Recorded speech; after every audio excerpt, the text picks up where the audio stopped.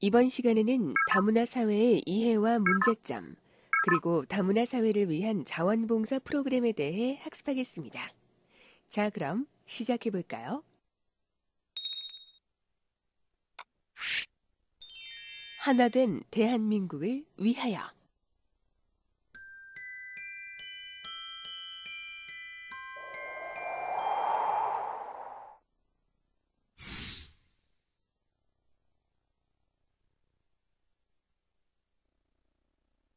또 빵점이네.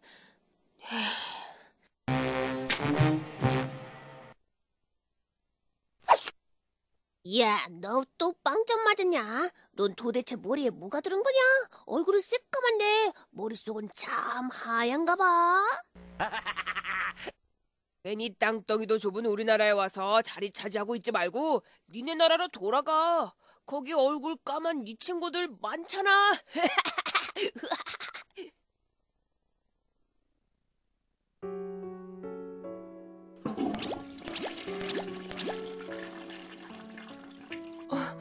뭐 하는 거니?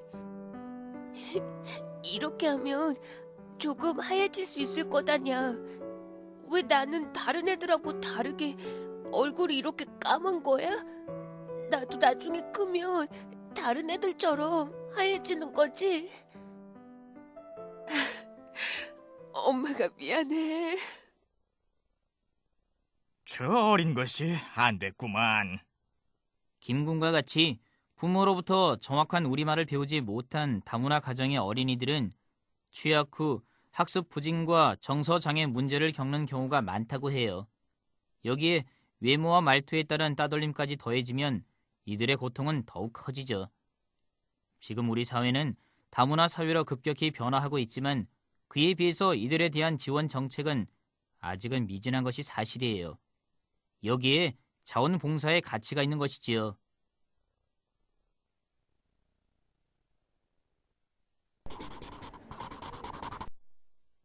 동지야, 갓이 아니라 갓으로 써야 해. 핥았습니다가 아니라 핥았습니다로 써야 하고. 다음엔 잘할 수 있지? 네. 우리 한글 공부는 이쯤에서 마치고 피아노 치고 놀래? 누나는 우리 동주가 피아노 칠 때가 제일 멋있더라. 정말요?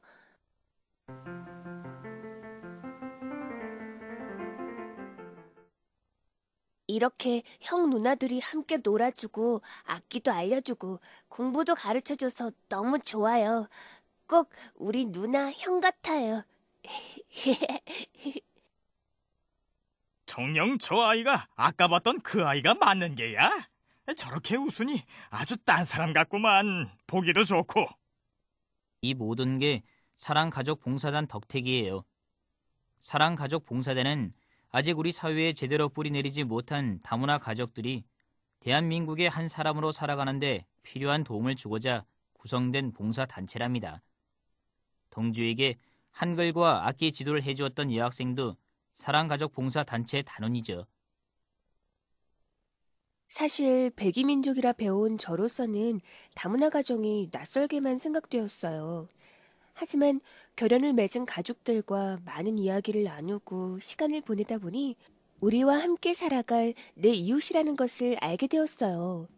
이들이 우리 사회의 일부분으로 자리 잡을 수 있도록 힘 닿는 데까지 돕고 싶어요. 동주의 환한 웃음을 되찾아준 사람들은 평범한 고등학생들로 구성된 한 봉사단체의 회원들이었어요. 스크루지, 당신도 충분히 할 수 있어요. 글쎄, 내가 과연 할 수 있을까? 당연하죠. 소외받는 다문화 사람들의 아픔에 공감하고 그들을 위한 봉사활동의 가치를 알게 된다면 아마 행동하지 않을 수 없을 거예요.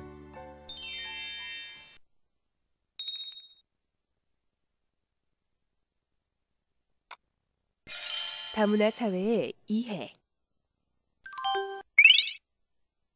2010년 9월 정부는 2011년 예산으로 집중 지원할 3대 핵심 과제를 보육, 전문계 고교생, 다문화 가족으로 선정하였습니다. 이는 우리 사회가 이미 다문화 사회로 변화하고 있음을 알리는 정책적 변화이기도 합니다. 그러나 한국 사회는 세계 속의 한국을 구현하려는 노력에 비해 그동안 형성되어 온 한국 속의 세계에 대해서는 무지했거나 외면해 왔습니다. 이미 2007년에 이르러 국제 결혼을 통한 이주 여성과 외국인 이주 노동자의 지속적인 증가로 국내 체류 외국인 수가 100만 명을 넘어섰습니다. 이제는 민족 정체성에 관한 근본적인 가치관의 전환이 필요한 시기가 되었습니다.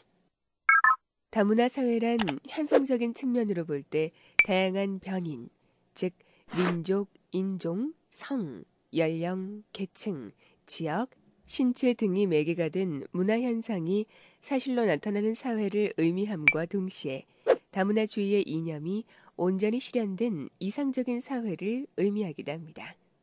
그렇다면 여기서 다문화주의란 무엇을 말하는 것일까요? 다문화주의의 핵심은 한 사회나 한 국가 안에 복수의 문화가 있다는 사실을 받아들이고 각 문화가 갖는 고유한 가치를 존중한다는 것으로 다양한 인종, 민족이 공존하는 사회에서 모든 집단이 차별받거나 배제되지 않도록 다양성을 인정하고 옹호하는 것입니다. 다문화주의는 일반 시민, 공동체의 구성원이 다양한 문화적 차이에 대한 인식 혹은 그 차이를 열린 마음으로 인정하고 포용할 수 있는 감수성을 갖도록 하는 전략과 행동을 실천하는 것이라 할 수 있으며 다문화주의의 제대로 된 실천을 위해서는 현상적으로 나타나는 다문화 사회에 대한 이해가 선행되어야 합니다.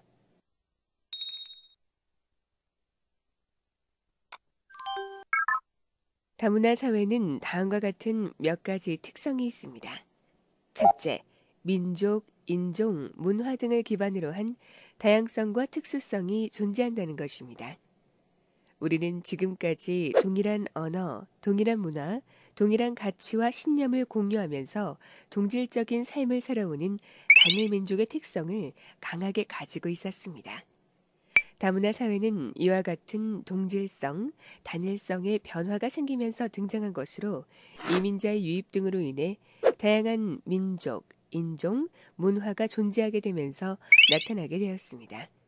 이처럼 다문화 사회에서는 가족 형태, 학교 교육, 지역사회, 직장, 성, 연령, 신체, 성적 취향 등에서도 다양성과 특수성을 두루 발견할 수 있습니다. 둘째는 다양한 유형의 집단 간 갈등이 존재한다는 것입니다. 다양한 인종, 민족, 언어, 종교, 계층, 특성을 가진 집단이 공존하는 다문화 사회에서는 집단 간 욕구 충돌로 인해 갈등이 빈번하게 발생하게 됩니다. 셋째, 새로운 집단에 대한 고정관념이 존재한다는 것입니다. 내국인이나 기존의 집단은 새로운 집단에 대해 쉽게 깨지지 않을 고정관념을 가지고 있습니다. 다문화 사회에서 이와 같은 고정관념은 새로운 집단 혹은 이주자 개인에 대한 의식적, 제도적 차별로 이어지게 됩니다.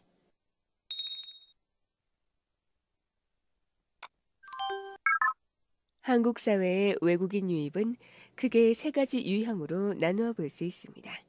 국제 결혼을 통한 이민자의 유형과 외국인 근로자 그룹, 그리고 북한 이탈 주민 세터민입니다. 이들에 대해 자세히 알아보는 시간을 가져볼까요? 먼저 결혼 이민자 유형에 대해 자세히 알아봅시다. 국제 결혼 외국인은 1988년 서울 올림픽 이후로 주로 일본인을 중심으로 유입되어 오다가 농촌 청년 장가 보내기 운동이 시작된 이후 동남아시아 여성들을 중심으로 2000년도 이후 기하급수적으로 늘어났습니다. 2010년 1월 기준으로 조사한 자료에 의하면 국내에 체류 중인 결혼 이민자는 18만 2천 명으로 이 중 여성이 차지하는 비율은 약 90%에 이릅니다. 주요 출신국은 중국, 베트남, 필리핀, 일본 등인 것으로 나타났습니다. 또한 지역별 외국인의 거주 현황은 경기도가 27.3%로 가장 높았으며 서울 25.3%, 인천 5.8% 등의 순이며 수도권의 58.3%가 집중적으로 거주하고 있음을 알 수 있습니다. 다음으로 외국인 근로자 유형에 대해 살펴보도록 하겠습니다. 우리나라의 이주노동자는 합법과 불법이 섞여 있어 정확한 통계를 내기 힘들지만 대략 약 70만 명 이상이 있는 것으로 집계됩니다. 이들은 크게 두 부류로 구분할 수 있는데 고용 허가제 하에 제조업, 서비스업, 농축산업 등에 종사할 수 있는 단순 기능직의 합법 체류 외국인 근로자와 초과 체류자, 미등록 노동자입니다. 다문화 유형의 마지막 북한 이탈 주민 세터민에 대해 알아봅시다. 북한 이탈 주민은 국제적 기준으로 보면 피난민에 해당하며 남한은 인권 국가로서 세터민에 대한 지원 책임이 있습니다.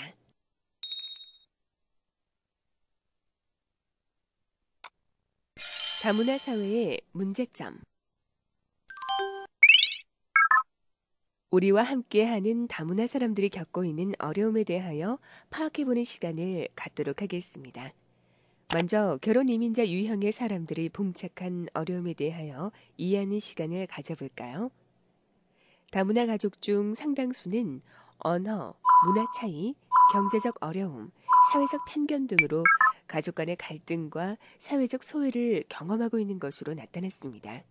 결혼 이민 여성이 한국 생활에서 느끼는 어려움으로는 한국 문화 이해가 16.3%로 가장 많았으며 그 다음으로는 자녀 문제 13.8%, 취업 및 직장 문제 12.7%, 경제적 어려움 8.9%, 언어 문제 8.0%, 외국인에 대한 편견과 차별 4.3% 순으로 나타났습니다. 다문화 가족의 자녀는 5만 8천여 명으로 전체 아동의 6.5%에 해당하며 매년 증가 추세에 있어 이들에 대한 관심이 필요합니다. 특히 다문화 가족의 자녀 중 6세 이하가 차지하는 비중은 57.1%, 만 7에서 12세가 32.2%로 영유아가 대다수를 차지하고 있어 이들에 대한 교육과 우리 사회의 장기적인 관심이 지속적으로 요구되고 있습니다. 이들은 부모가 겪는 언어 사용의 어려움으로 인해 언어 및 인지 발달이 지체될 가능성이 크며 실제로 보건복지가족부의 2007년 조사 결과 국제결혼 가정 자녀의 언어 지능 및 학업 수행 능력은 일반 아동에 비해 낮은 수준으로 나타났습니다. 그러나 현실적으로 이들을 교육하고 보호할 보육시설이나 유치원의 이용률은 일반 가정의 3분의 1 수준으로 매우 취약한 상태이고 취약 후에도 다문화 아동 10명 중 2명이 중도 탈락하는 것으로 나타나고 있습니다. 이러한 다문화 가족 자녀의 발달 지체 및 학교, 사회 적응 어려움은 향후 우리 사회 전반적인 문제로 대두될 가능성이 큽니다.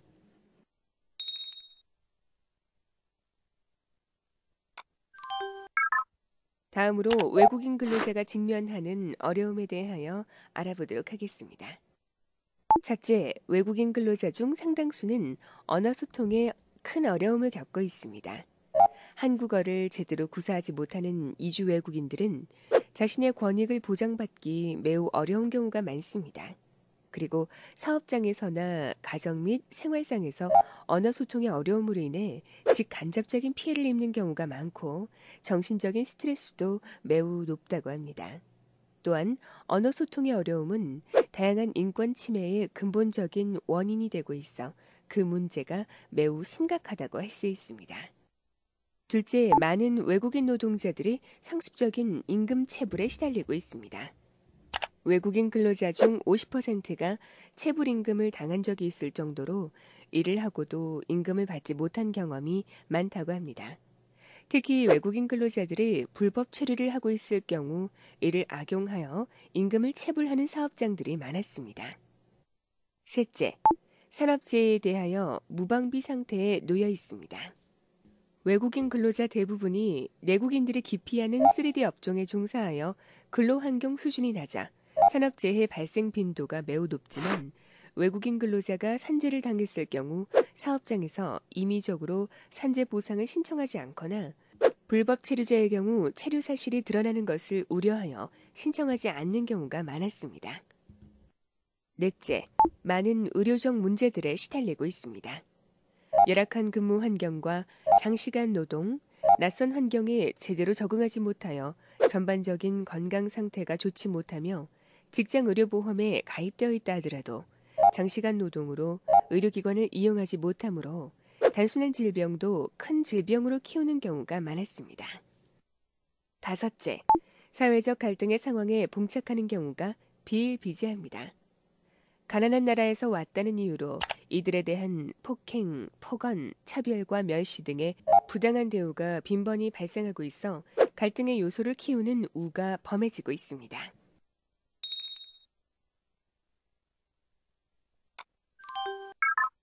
마지막으로 세터민 문제에 대해 알아보도록 하겠습니다. 세터민은 심각한 경제적 빈곤, 혈혈 단신의 정신적 고통 등 다양한 인권 문제의 대상이며 또한 미묘한 정치적 이유로 정부 지원도 소극적이고 지원 단체도 적어 사실상 가장 심각한 인권 사각지대에 방치되어 있다고 할 수 있습니다. 다문화 사회를 위한 자원봉사 프로그램. 다문화 분야의 자원봉사는 직접적 자원봉사 활동과 간접적 자원봉사 활동으로 구분할 수 있습니다. 먼저 직접적 자원봉사 활동에 대하여 알아볼까요? 직접적 자원봉사에는 말벗, 상담 결연 및 멘토링 등의 상담 및 심리적 지지 활동, 외국인 한글 및 한국어 지도, 요리 지도, 다문화 가정 자녀 학습 지도 및 보육 지원, 전통문화 체험 등의 교육 지원 활동, 동반 외출, 통역, 자조 모임 지원 등의 사회 활동, 관공서 및 병원 이용 안내, 가사생활 보조 등의 생활 지원 활동이 있습니다. 다음으로는 다문화 분야의 자원봉사 활동 중 간접적 자원봉사 활동에 대하여 알아보도록 하겠습니다. 간접적 자원봉사에는 관련 단체 및 기관의 업무 지원, 다문화 관련 일반인 교육, 다문화 관련 각종 행사 및 캠페인 참여 활동이 있습니다.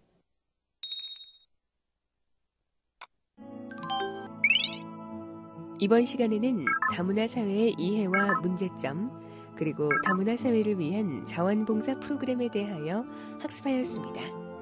소외받는 다문화 사람들의 아픔에 공감하고 그들을 위한 봉사활동의 가치에 대해서 일깨우는 시간이 되었으리라 생각됩니다. 수고하셨습니다.